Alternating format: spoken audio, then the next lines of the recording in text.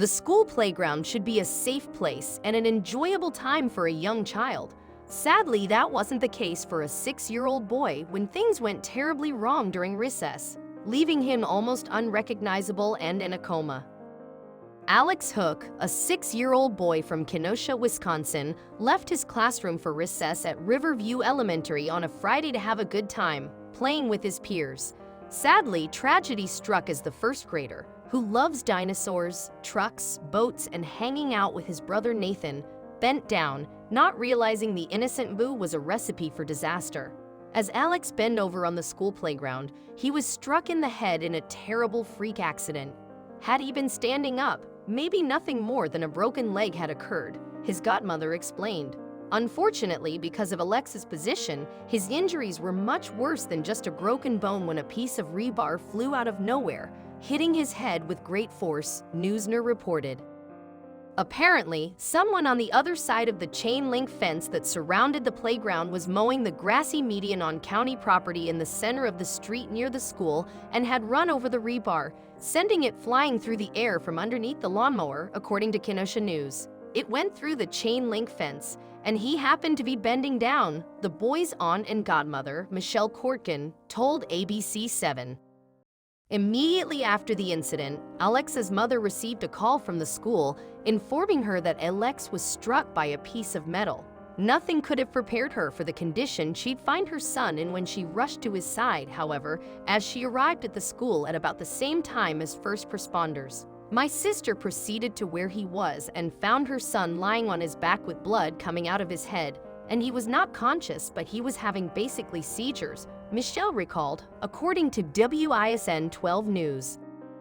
Due to his severe injuries, Alex was rushed via Flight for Life to Children's Wisconsin Hospital in Wauwatosa, where he underwent brain surgery. Sadly, it wasn't good news as doctors discovered that a piece of Alex's skull had lodged into his brain. The first grader needed half of his skull removed due to swelling, leaving him unrecognizable to family members. My sister has not left his side since the moment it happened, Michelle said, speaking of Alex's mother, Karen Hook.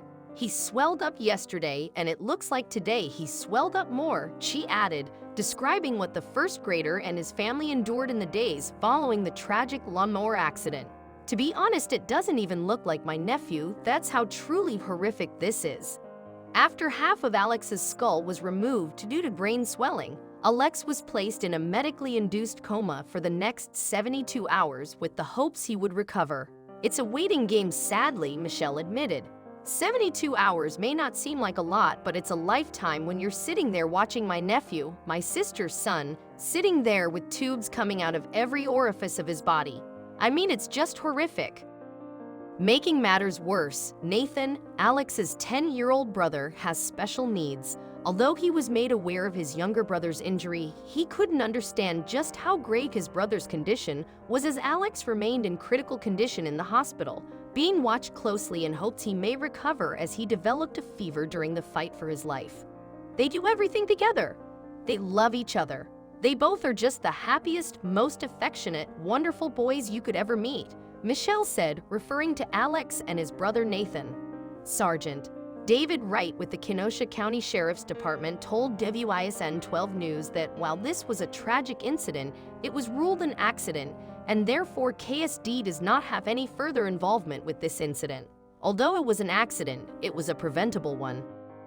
In addition to worrying about Alex's recovery, the family is rightfully questioning why someone chose to mow a lawn near a playground while kids were out to recess, and they are understandably none too pleased. Somebody cutting the grass on the median, next to a group of children. This is totally avoidable, Michelle said. Why are you mowing the grass when children are around? She asked. School is what, 9 a.m. to 3? You can't do it before or when they are not at recess. Alex's family raises a valid point. The U.S. Consumer Product Safety Commission estimates more than 37,000 Americans suffer a power mower-related injury each year, and such accidents are the leading cause of major amputations for children under 10, according to Metro Family magazine. Proving that lawnmowers are a potentially dangerous piece of equipment that should be used with caution, Enabling the Future reports, each year, 800 children in the U.S. alone, are run over by riding mowers or small tractors, and more than 600 of those incidents result in amputation. 75 people are killed and 20,000 are injured. 1 in 5 deaths involves a child. For children under age 10, major limb loss is most commonly caused by lawnmowers.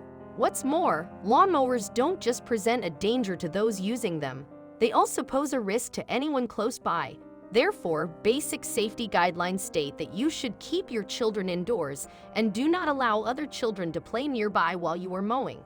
Hopefully, this is a lesson to both parents, schools, and public landscapers alike. Mowers and kids don't mix, and a chain link fence between the two is far from enough protection to ensure the safety of those nearby.